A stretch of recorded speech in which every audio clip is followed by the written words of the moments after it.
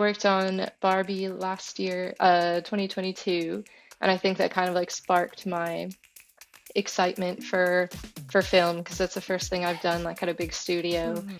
I think my like main goal in life, and I've always said this, was to uh, kind of like pave a way for the younger kids, who have limb differences because I don't want any of them to feel the way that I did growing up, being alone, feeling isolated.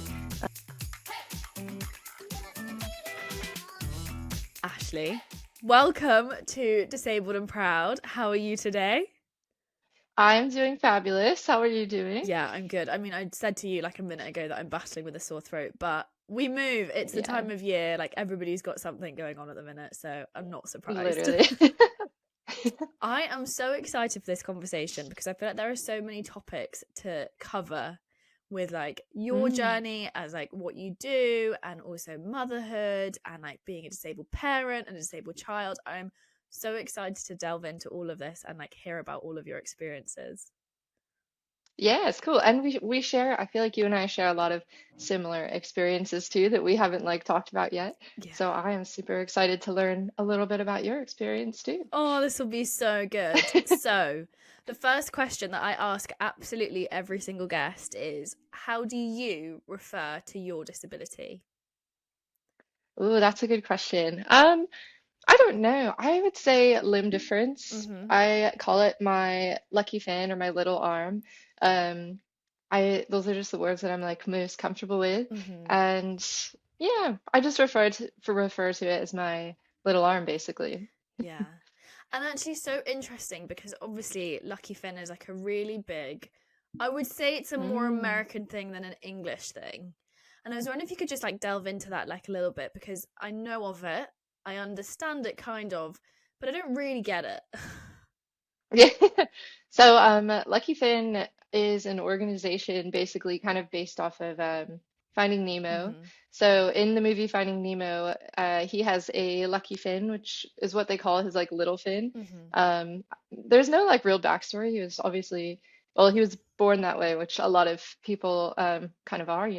And so I think Molly Stapleman, she kind of started it because for her daughter was born with a limb difference. Mm-hmm. And yeah, she just kind of like came up with that concept. She's like, oh, Lucky Finn, that's a great way to describe it. And a lot of kids have really, a lot of kids have seen Finding Nemo, and so they can kind of relate their limb difference to a really popular character in a Disney film.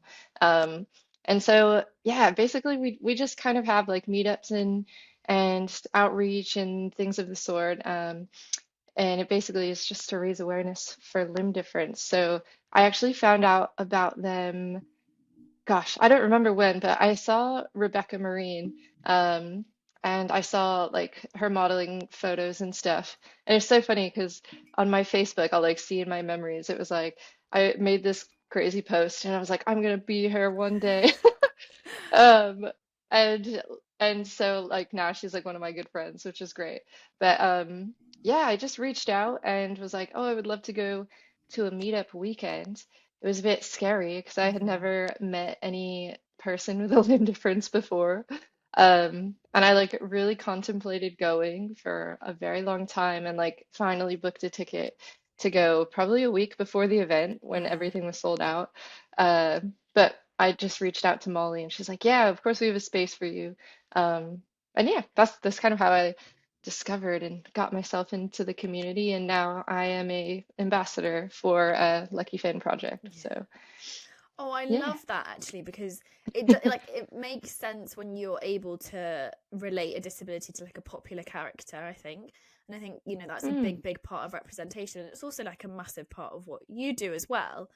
And it's so yeah. nice to be able to have that almost like a reference point because you're right, like children talking about disability can sometimes be like it can be awkward and clumsy and it can almost Mm, be like a little bit too clever sometimes for children because you've actually got to think about it and sometimes children just don't have that brain capacity, which is absolutely fine, but if you're able to reference it to like a yeah. particular character then it can really help like solidify their understanding of disability, which I think is really quite wonderful. Absolutely. Yeah, it just makes it easy for them, and like they love kids already love using their imagination. They love playing and Just that when I go to like Lucky Finn weekend and everyone is fighting over who's gonna be Nemo. I find that so heartwarming, because as a kid, like I was so isolated as a person with a disability. Hmm. Um, it's just cool to see everyone finding their way to be Nemo. Yeah. That's actually like a perfect segue into childhood for you because obviously Mm. born disabled, but you also have a twin sister, which I think is wild, who is like doesn't have a limb difference. And what was that experience like for you?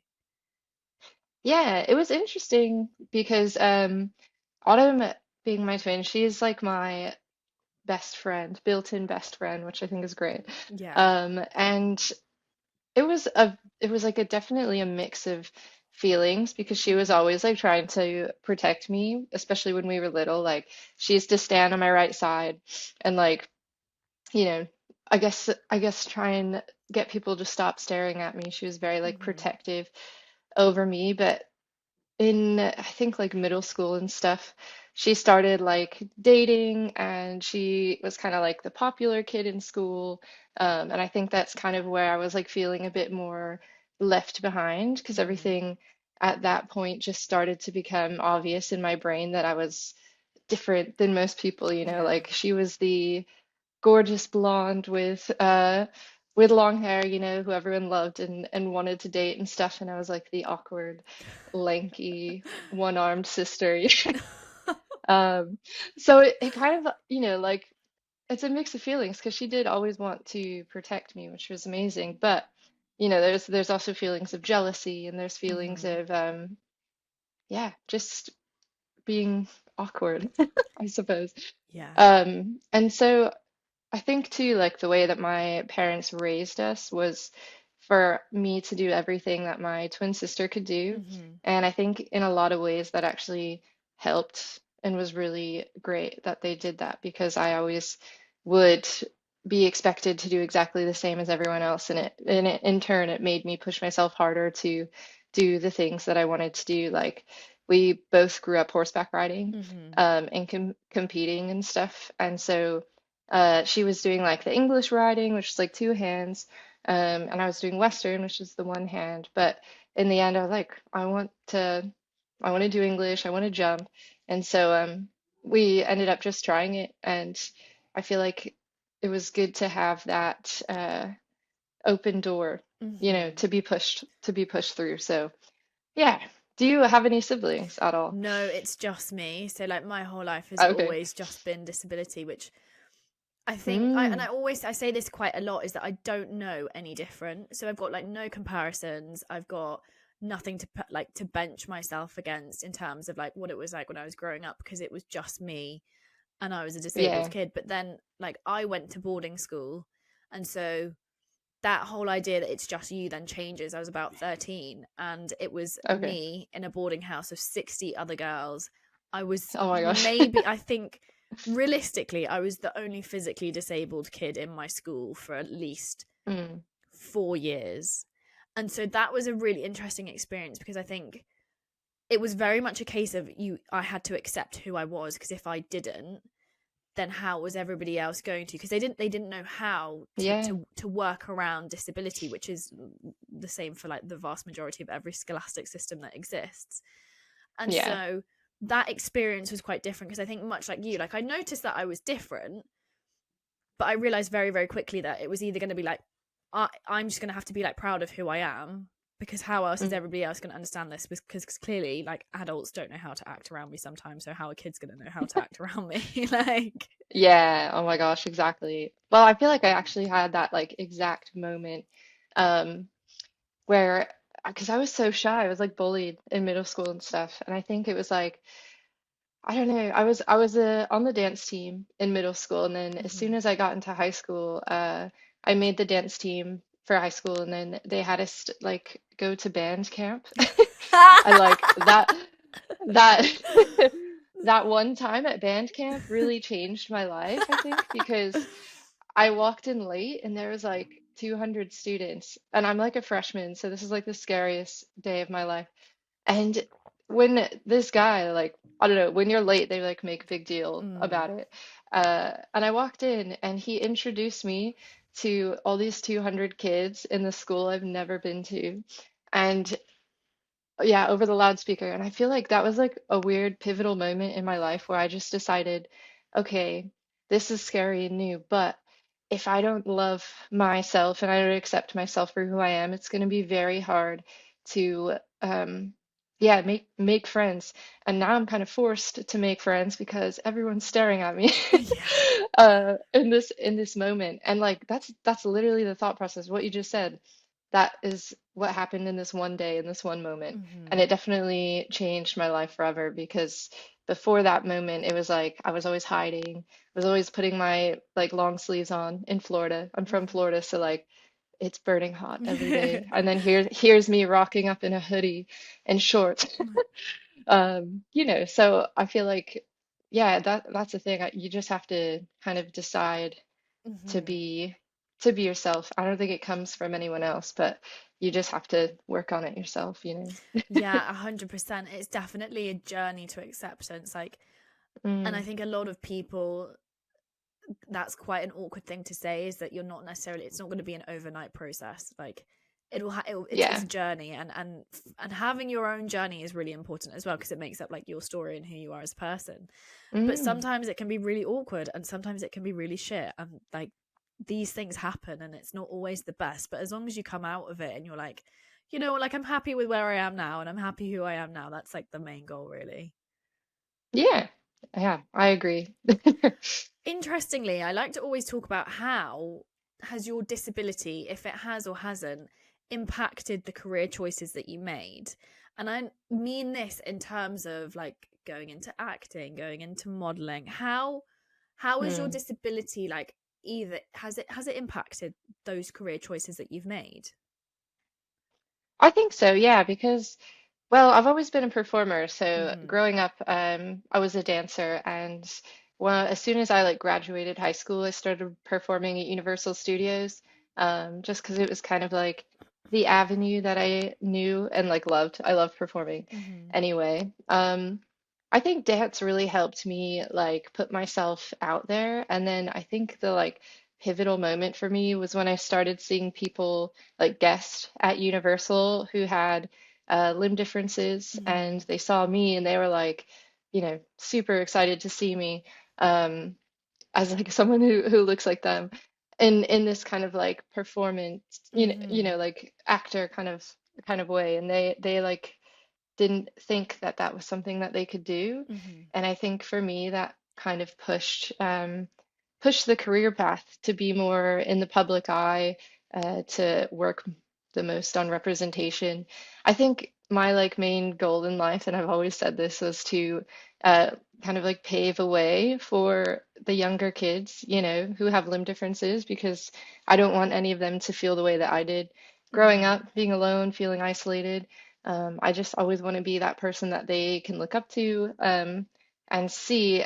And although there's a lot of like avenues that you can go down, I feel like right now acting, performing is kind of like it's, you know, it's a good way to be in the media and for the Mhm. most people to see it. Which I think is quite funny because a lot of people assume that we're all actors and models. When they see like people with like amputees and like limb different people, they always assume that everyone's like acting and modeling, which is, you know, which is great. But I think a lot of people are taking that path, and I think that's amazing. Like Mhm. any sort of representation for me is just fantastic. Yeah. Interesting that you said about, and you've mentioned it before, that childhood for you was quite an isolating experience, and how Mm. did you find your community kind of growing up, or was it more like a later on in life type thing that you found?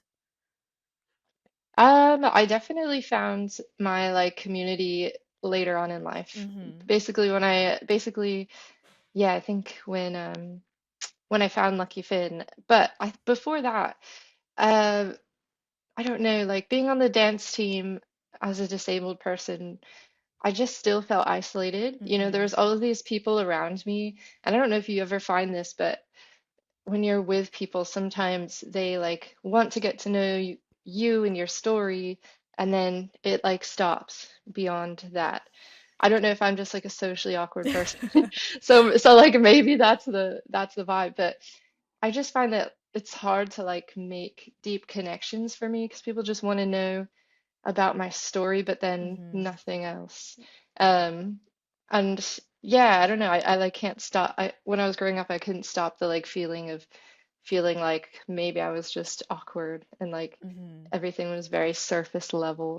But I did have some like really good friends, and then all of my friends who rode at our barn. My mom's a horse trainer, so Hmm. we would always have friends over all the time.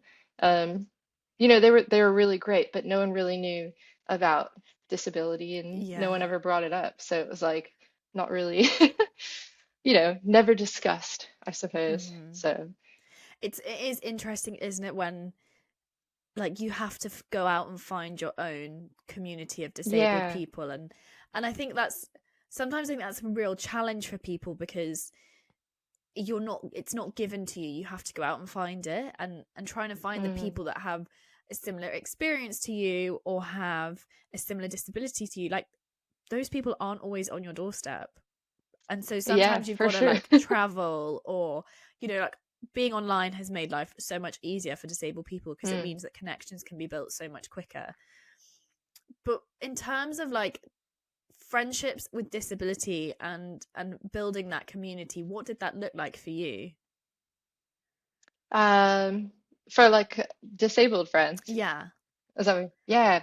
So the first person that I had ever met with a disability was Angel Jafria, Hmm. uh, who was my like we call each other Lucky Finn mirror twins because we're missing opposite arms. But we basically, when I was going to Lucky Finn Project, I had never really met anyone else who was disabled before. Hmm. Um, and so I Molly had told me that this girl Angel has like a place to stay for me.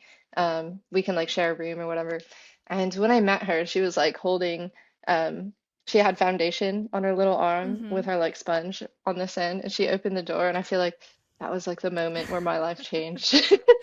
Because I was like, oh my gosh, I do that too. And she was a scare actor at the time, and I was also a scare actor. So we had so much in common and Hmm. so much to talk about. And then as the weekend like progressed, we found our little like group of young adult people with limb differences, and it was like the most amazing thing of my whole life. We all chatted up until like I don't know, like 3 a.m., just sat in the lobby talking. We didn't even know what the time was. Yeah. And we've just met up years after, and like everyone is so welcoming. If like you're in someone's area, everyone's from different states. So if you're in someone's area, they're like, yeah, you can stay with me. Their families like take us in, and it's just incredible. We have this big group chat where we just chat all the time about random stuff and things that people have said to us online, which I'm sure is not always fun. But like to us it is a bit funny, you're like, guess what this person just said to me. And yeah, I mean, I feel like I've found like a different type of family, and these friendships and connections are gonna last a lifetime, Hmm. even if we haven't seen each other in years now, but still, like it'll be just like yesterday when we see each other again. So it's Yeah. quite cool. I would love to move on to the topic of disability, motherhood, and relationships because I Yeah. think disability and motherhood and relationships aren't really topics that get too much of a look in when we Mm, think about representation in the media. So, like, I don't remember a time where I saw disability and motherhood be really represented well. It's always been like a problem or there's been an issue, and it's always because the mother is disabled. And yeah. actually that's not the reality of it.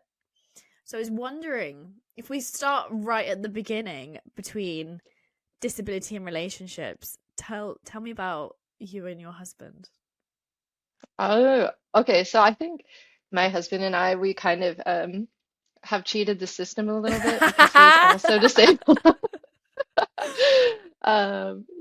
So like we have a lot of similarities. Our limb differences were acquired in different ways. So we Hmm. do have some like differences in that sort of topic. But Yeah, we met through Angel, Hmm.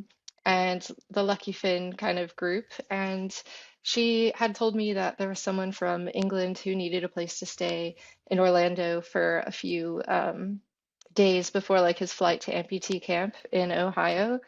And I was like, yeah, because we lived on a farm. So I was like, he can stay here as long as he scoops some poop. He can stay here for free. I like help with the horses, like Hmm. as long as he can do that, we have extra room. And I feel like I don't know. He had made a few documentaries here Hmm. in the UK, and I like watched them to make sure he wasn't like a serial killer or anything. Make sure that Um, he was a-okay and a real person. exactly, that's right. Uh, so yeah, I watched it, and I was watching it with my neighbor, and I said to her as we were watching it, before I'd ever met him, I was like, I think I'm gonna marry this person. I was like, I love him. Even before I'm like, I love him. And yeah, not to, I just put it into the universe and here we are. But for us it was quite easy because I think, we're very compassionate and understanding about each other's situation because we're very obviously similar Hmm. in situations. Although there's like a few things that I feel like my parents have said to me that like stick with me because growing up with a limb difference, they were always like, you can do anything, give Hmm. 100%, don't give up on stuff. And like, I'm not sure if that's just a very American way of like doing Yeah. things because Americans are very like, I don't know, Go resilient team. in a weird, yeah, in like a weird way. But I like I think James is like a good reminder for me that you don't always have to like push yourself and your body, you can rest and it's Hmm. good to rest. And I think, we've really built each other up in that way. Hmm. Um, but yeah, I mean, so we kind of just knew that we were going to be together and I decided to move out here to hang out with him and be obviously in the same room. We got married and then kind of uh, got pregnant right away, Yeah. as you do. And I moved out here when I was like 5 or 6 months pregnant, Hmm. and then yeah, had my little one in England, and we've just been kind of vibing ever since. That is so wild that you were pregnant so quickly. Like, and also well Yeah. done you for moving whilst pregnant, because I don't know if I'd be able to do that. I feel like I'm staying at home by my parents. Like, Well, I don't know, because it just seemed more like uh seemed better to have a child in the UK versus in the US for number one, medical healthcare costs, reasons. healthcare reasons, yeah, for sure. And it just made sense that we could all be like together Hmm. as a family. I was still living with my parents at the time. I had moved out for college and then like moved back to kind of help my family with the farm. Hmm. Um, and so yeah, just then James had his own like flat out here. So for me as a true American, I had never really left the country. So I was like, F it, let's go. Let's go move to London. Who cares? Um, which I've always had that attitude in life, I think. I've always Hmm. been like a yes person. Um, and sometimes it takes me to amazing places and gives me amazing opportunities, and sometimes it's like challenging, but in this instance, it was really, yeah, worth it. Yeah. And I love that though, because that So, just shows that like the scary jump was absolutely worth it. Because like what you got on the other side was, yeah. beautiful little family and like your little Mm. setup. And I was wondering, being a limb difference mum, have you come across like obstacles, or were there obstacles when you were pregnant or when your little one was like super little? Mm. Well, I think the obstacles were, in a way, all in my head. Yeah. I don't know, like being pregnant and having children, I was always that like kid growing up where I'm like, I'm never having kids. Kids are horrible. I don't want them. But I think it like rooted in a deep fear of like, what am I gonna do when I have a kid? Hmm. They're so fragile. Babies are so scary. Like, am I gonna be able to hold them? Hmm. And when I was growing up, my family members would have children, and then they would not let me like hold the baby unless they were holding it, you know, like my twin sister Oh. would be able to hold them. And I feel like you can't blame them because as a parent, anyone who holds your child is scary. And like Mm-hmm. with, I don't know. I don't blame like my family members at all because yeah, now that I'm a parent, I know that it's terrifying to give your Yeah. children to anyone anyway. So like to give a baby to someone with one arm, I can imagine is probably a bit like spooky. Mm-hmm. Uh, but I think for me that really like gave me a fear of children because I Mm-hmm. was like, ooh, I don't know if I can even do that, Yeah. you know. So um, but as with anything, having a limb difference, I don't know if you find this as well. You just have to throw yourself into it, Mm-hmm. and usually 90% of the time it will work out. Yeah, like So like, 90% there is a 10% leeway where it might not. yeah, exactly. But like we're so good at adapting and figuring stuff out that I think there was a lot of things that I was originally terrified of, but once you have a baby, you're like, I'm not gonna not hold her. Like I Mm-hmm. have to figure it out. I have to figure out what's best with me. Like breastfeeding was so easy on the left side, but the right side was such a challenge. But I Mm-hmm. ended up like making my legs in a certain way and using a pillow and you just kind of figure out what works Yeah. and what doesn't, and then you quickly kind of become like an expert in your own body, and like I think with James as well because he's missing from his shoulder. um a lot of people when we would be out or like he would be out with her by himself, they would be like scared for our child. Mm-hmm. And he's like, I'm her dad. I am with her all hours of the day. Why are you as a stranger coming up to me and being afraid for my kid when I know my body and I know how to put her coat on in ways that work for me and not, Mm-hmm. it might not necessarily look traditional to you because he uses his mouth a lot to like do zips and stuff. Um, but it doesn't make it wrong. Yeah, and that is a really, really important point. Just because it looks different doesn't mean that it's wrong. And I almost Mm, want that tattooed on my forehead. yeah, literally. But like we used to go to parent club on Fridays at this like little place in our village, and he took her there once by himself, and it was like right before the pandemic, um, where we had all knew that the like virus had come from kind of like Asia, and this lady's like, yeah, I just came from this place, and she had a cough and stuff, so everyone's already like a bit like On on edge. edge with people. And then James was like trying to put her coat on or something or her hat, and she just came up and took our child and the coat from him and just started doing it while she had this cough and everything. And he was like, "Hold on," And this is kind of the instance where he's like, "I know how to do this. I know how it works for me. Don't come up and snatch someone's child, just because you think that they can't do it." Mm-hmm. Um, and it's hard because I think people come and do these kind of things with good intentions, but it's never really good, is it?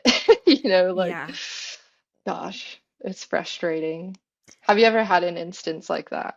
Yeah, one that really sticks out in my memory. I was shopping with my best friend and the guy that I was seeing at the time, and it was really cold, and I was trying to do my zip up, and just for like Mm, whatever reason, like two and two is not making four, and he was clearly like looking at me and getting frustrated by it, and he just did my zip up for me, and yeah. I walked out. I was like, "Don't come near me ever again." I was like, "That's it, we're done." Mm, Like that was so inappropriate on so many levels. Like you think you were helping, but you just made an absolute arse of yourself, and also have made me feel super inadequate in the process. So I think it's time. I yeah. think it's time me and you left. Like, Separation. but yeah, I think like that. But that goes back to that thing. Just because it looks different doesn't mean that it's wrong, or just because it takes someone like a little bit more time doesn't mean that it's wrong or they're not doing it. Like you say, we become experts in our own bodies very, very quickly. And just Mm. because it doesn't look the same as like average Joe Bloggs who has 2 hands and 2 feet doesn't mean that it's not right. It's working for us, so leave us be when we're doing. If we want help, we'll ask for it. Essentially.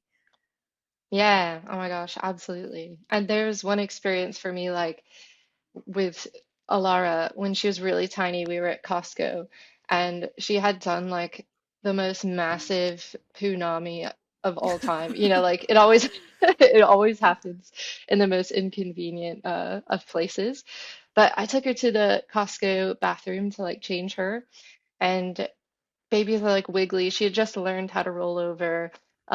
And I have this like crazy, I had this crazy system for doing any sort of, yeah, like baby changes. Mm-hmm. You know, I have it down in my head, every step, everything I need to do.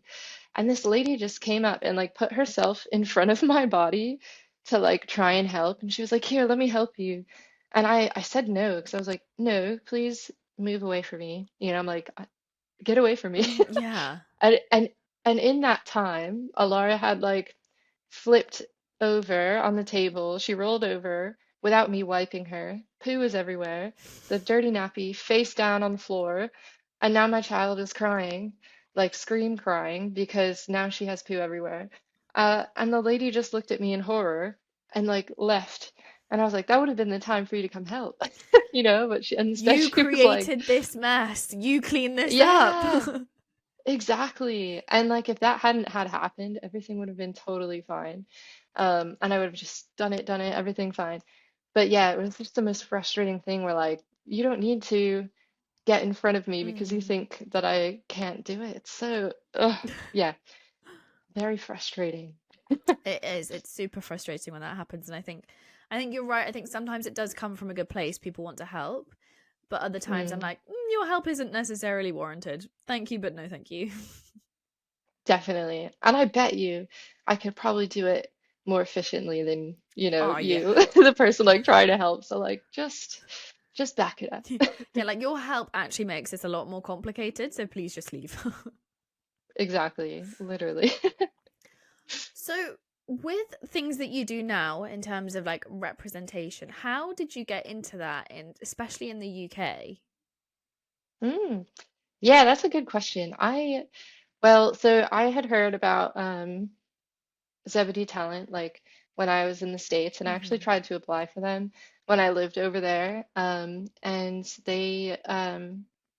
yeah, they were like, "Oh, we just do the UK, so sorry." And you know, I was like, "No worries. I'll get out there. Don't worry about that." And so when I moved over here, I kind of signed up for the agency straight away Hmm. and kind of got into work almost immediately. I was pregnant, so I did a few like pregnancy shoots and yeah, just I think I don't know. It's a weird industry because you kind of just do whatever they throw at you. You know Hmm. what I mean? Like you Yeah. don't really have a specific category of what you do. So I started doing a lot of like e-commerce, Hmm. a lot of adverts. I think I was like an advert queen for a while because it was like 2 years straight of adverts. So I Yeah. was like, all right, I gotta try and do something else. And then just this past year in 2023, I decided that I kind of wanted to get into like stunt and more acting work. Hmm. Um, I don't know, I still don't know if I want to do stunts. I have fun training stunts. I think it's a really fun thing to do, and I think there is like a big gap where there's no disabled people in stunts, and I'm Hmm. not sure why that is. I think maybe people think it's like a liability. I don't know, you know, like Yeah. I have no idea. Um, but it would be cool to kind of try it out. But I think at the moment my main kind of goal is to get acting on TV and film. Hmm. Um, I worked on Barbie last year, 2022, and I think that kind of like sparked my excitement for film because that's the first thing I've done like at a big studio. Hmm. And although I was not like an actor necessarily, but more of a dancer for the job, I think, yeah, just anywhere where I can be involved and representing, I think, is exciting for me. But you were limb difference So, Barbie, which is massive because I've seen the film. I know where you were. Like, And I think that that's so important. What you said is that, you know, the representation needs to be there. And like, I know so many people who saw you in that film and were like, oh my God, there's a limb difference Barbie. Like, I can do it too. And I was like, yeah, you can. And then I was like, Yeah. I know her. Oh, exactly. Well, it is cool. It's like, I think at this moment in time, it's a very weird space for people with disabilities because, like, you always want to be included, Hmm. but you're also kind of the only one that is included. You know what I mean? Yeah. An interesting topic, and I don't know if you feel this way as well, but I feel like people with upper limb differences are very well represented versus any other disability. And I think, I mean, this is my like theory, and I've talked with a few people, like it's like a very easy thing, I suppose, to see and to for people to kind of regulate their own emotions with Hmm. versus other people with disabilities, because there's a huge range of it. But I think we all need to be seen, we all need to be included. So, as great as it is for us to have like a space in the Hmm. media, I think there needs to be more space for other disabilities, if that makes sense. I feel like I just rambled on, No, but I think that that makes you perfect know, sense, because I agree that we have a very, very limited view of disability in media representation. mm, It's very, very often, Ken, I feel like saying this, I'm very aware of my privilege when I say this, is that like, I am yeah, blonde, I am white, I have blue eyes, I'm like 5 foot and a fluff. So when it comes to like typical beauty standards, I kind of fit the mold. The only thing that mm, doesn't mean I fit the mold is my disability. So I become more palatable because I otherwise I would fit like these regular quote unquote beauty standards. yeah, And that's also really difficult because I'm like you, like I want to see more people like me, but then my disability isn't for everyone. Like not every single disabled person has a limb difference. So what about the person who has spina bifida? What about the person who mm, is a leg amputee? What about the person who has a stoma? Like, because disability is so different and it's so varied and it's so individual, representation it is difficult. It's not easy, and I'm not saying that it is easy, but it needs to be better. And this idea that disability is either like amputation or wheelchair, which I think is quite a common theme, particularly in media, because they're both quite yeah, simple to represent, not simple to understand and depict. That's what I mean by saying simple there, because I feel like I need to justify why I use that word. They're very, very mm, easy disabilities to be like, oh, I know that you're disabled, and therefore that's what you're doing in that role, rather than someone who might have yeah, an invisible disability or a disability that's not necessarily visible to the naked eye. That would be more challenging for people to try and accept. And it's like a societal problem as well. It's not just a media representation problem. It's a society thing too. So it is a mm, really, really difficult area, representation, but it doesn't mean that it shouldn't be consistently spoken about and thought about as well. yeah, yeah, I agree. Interestingly, I was wondering, is there a piece of advice that you would give to the younger version of you? I would say just to keep going and don't be afraid to say no to certain things that aren't going to serve you um, for the better, you know. I think I've taken like a lot of jobs that aren't necessarily a good representation of who I am, and it's just kind of like I think I posted about this the other day where it's like people always send me things. Can you do this? We're looking for amputee to be a veteran, amputee to be a homeless person on the street, amputee to be like, you know, blown up in the war. And it's like, there's better th like when I was younger, I would have said yes to every single one of those things. And Hmm. now that I'm older, I'm like, you don't need to say yes to everything. Yeah. You know, like a genuine representation of yourself is what you should always stick with. You know Hmm. what I mean? So, For sure. yeah. I really like that though, and I can understand why, particularly the ones that you just mentioned, you'd say no to, because I think there's a really big difference between like being born limb different and then acquiring Yeah. your limb difference. Like the two are very, very different, but a lot of people like to get the two confused. And like there is such such a big difference between the two. So I can completely understand like why those pieces were like the ones that you were like, no, I don't, it's not for me, thank you, but no. Yeah, and to be fair, there is like a space for it. I would say that there's absolutely nothing wrong if you're an amputee and you want to be the person playing and representing in those roles. I feel like there's absolutely Hmm. nothing wrong with that.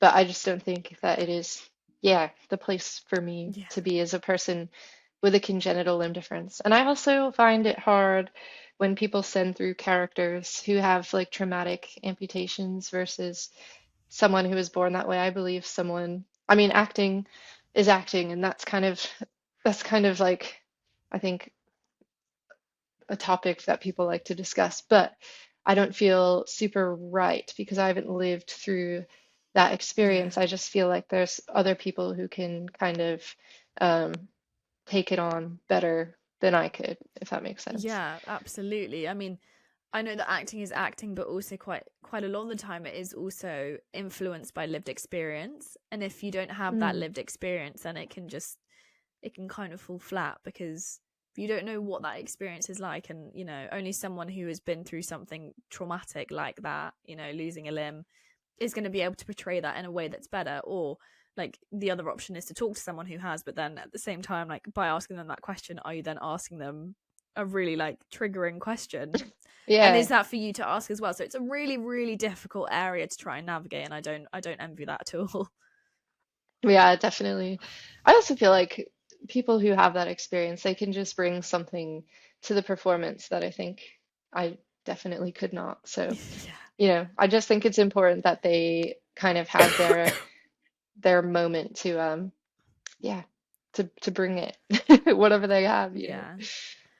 Have you, as time has gone on and like you've grown and developed as a person, have you noticed a particular positive trait about yourself that when you look back, you're actually very proud of?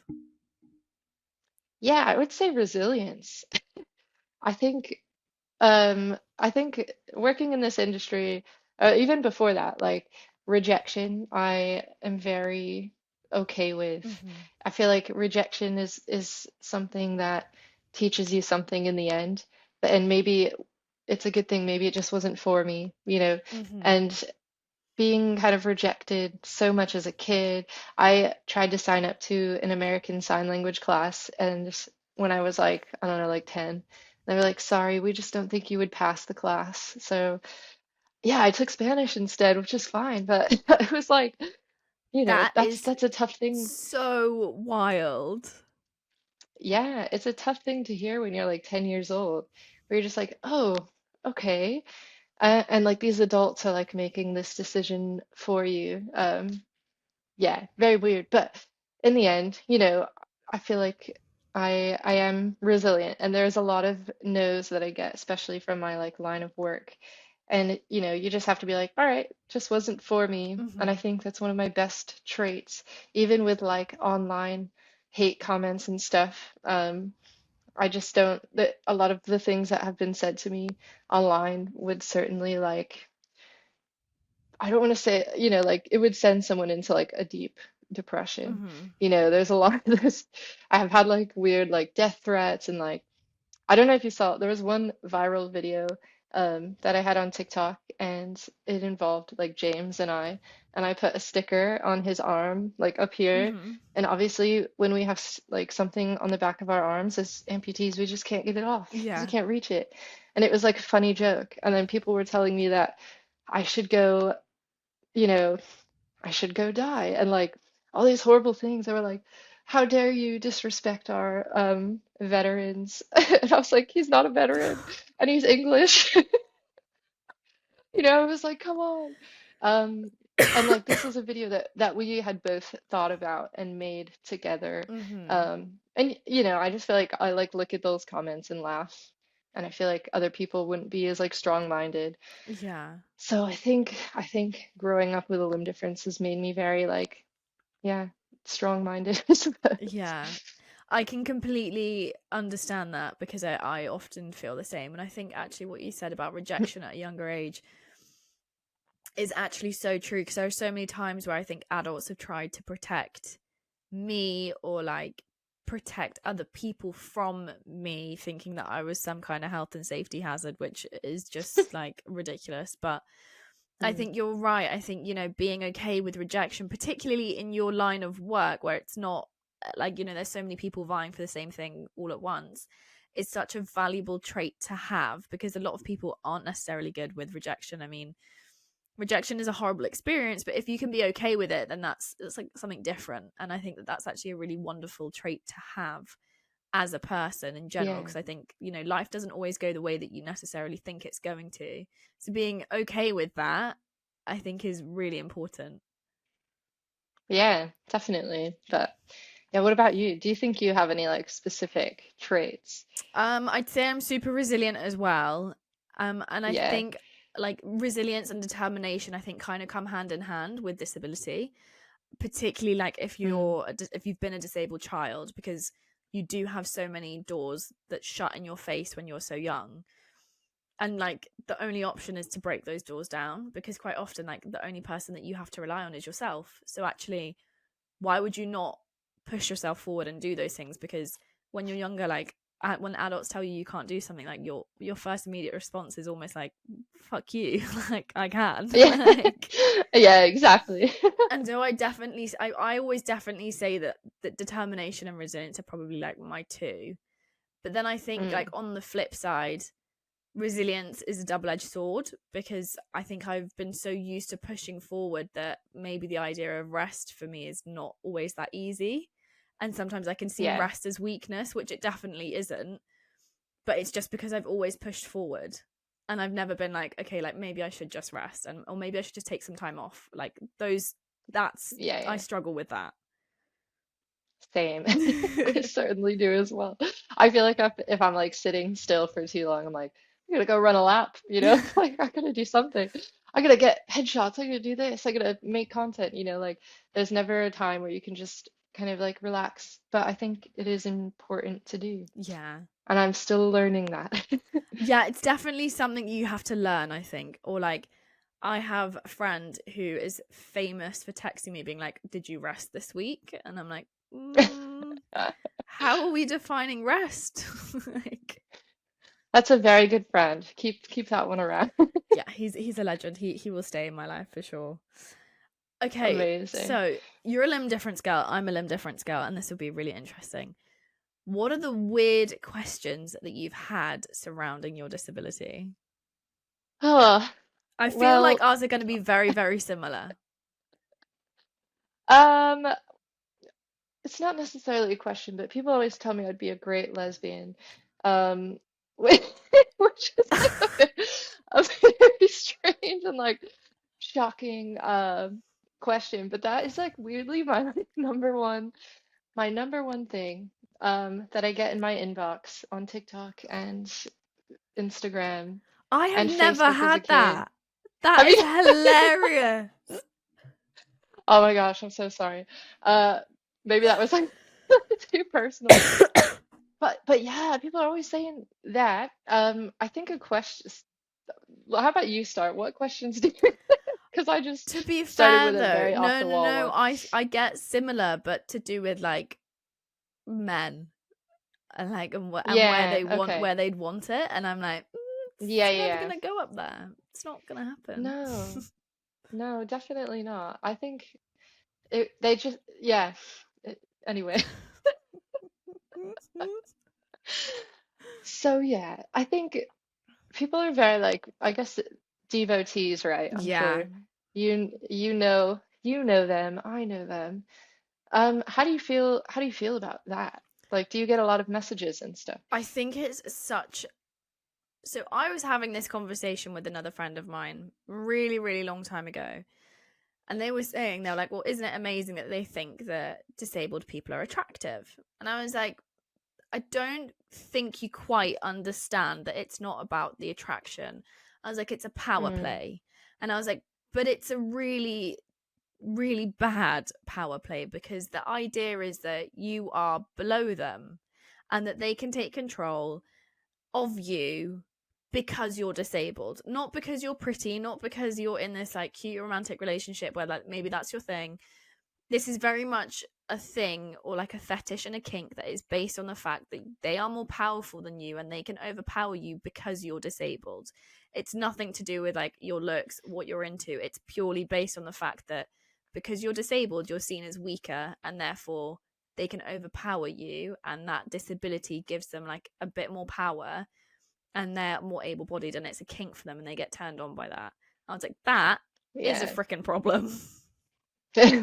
It's a problem and it's scary. I It's don't know, so like scary. I have definitely had my like fair share of them come into my inbox online and stuff. Have you ever ran into one in real life? Because I feel like I have, but they don't like come up to you, but they're always staring. They're Like very, lurking. it's very, yeah, it's very exciting for them. And like, I've had this instance at like a grocery store where one like followed me around at a distance, never said anything, never got close, but you just could like tell in like the pit of your stomach. You're like, oh, I know what they're thinking. I know. And it's just really like, it's terrifying. I mean, being a woman anyways is scary. And then to have this like added thing just kind of brings it up Hmm. a level. It's so interesting. So I was on dating apps, and they were an absolute cesspit for it. Absolute Really? cesspit. So I used to get really bizarre messages from guys telling me like what they think, and like to the point where I'm like, you have never met me in person, and you would never have the guts to say this to me in person, so don't think just because there's two screens in the way that this is okay. And it would always Yeah. be like very overly sexual, explicit about my arm, and just like like the typical messages that you get in your Instagram inbox, except this was over a dating app. And I was like, I don't Yeah. understand. Like, I can see who you are, and I can also, like, I'm pretty good at figuring out who you work for. Like, I will just send this to your boss on LinkedIn. Like, that really doesn't worry me. Like, I love that.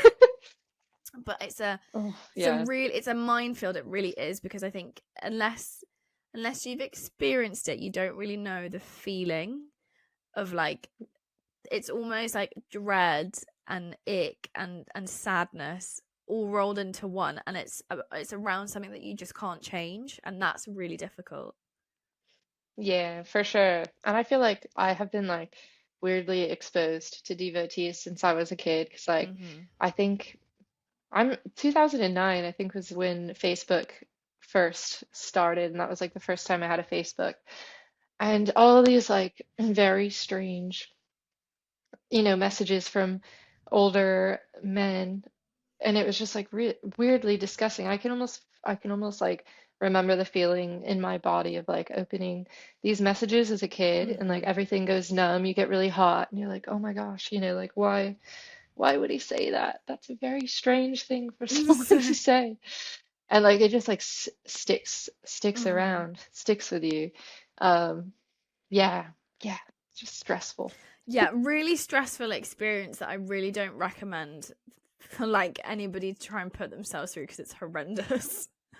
Yeah, definitely. And I feel like I I'm not like a mom influencer kind of in any way. I try and keep my child like off the internet because it's already weird for children. Hmm.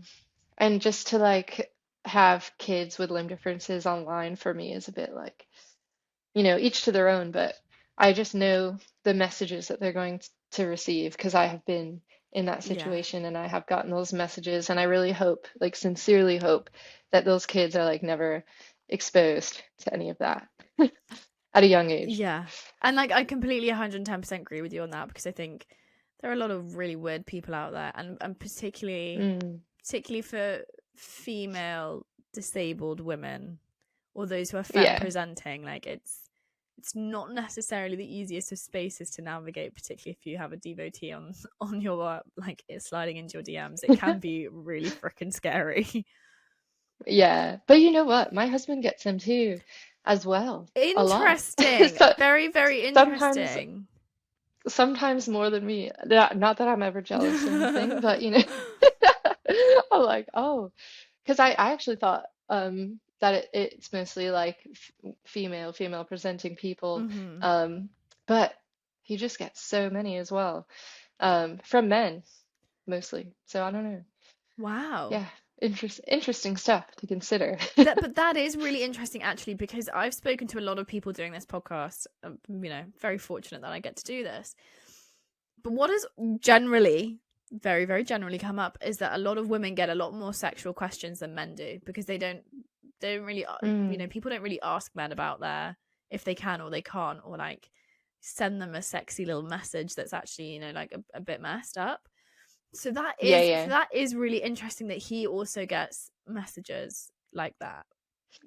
Yeah. I do think it is interesting. I don't know because with women in disability, I think men like kind of see it. Women, I feel like I hope this is like the right way to say it, but I feel like men always kind of find themselves above women in some sort of way, Mm-hmm. whether they kind of like realize it or not. Um, and I think disability is kind of like attractive to them in that way. Does that Mm-hmm. make sense? Yeah. And and where was I going with this? Oh, I think for men, they might not get that as much because, they're not being seen in the same way. I think it Mm-hmm. has something to do with some sort of like masculinity.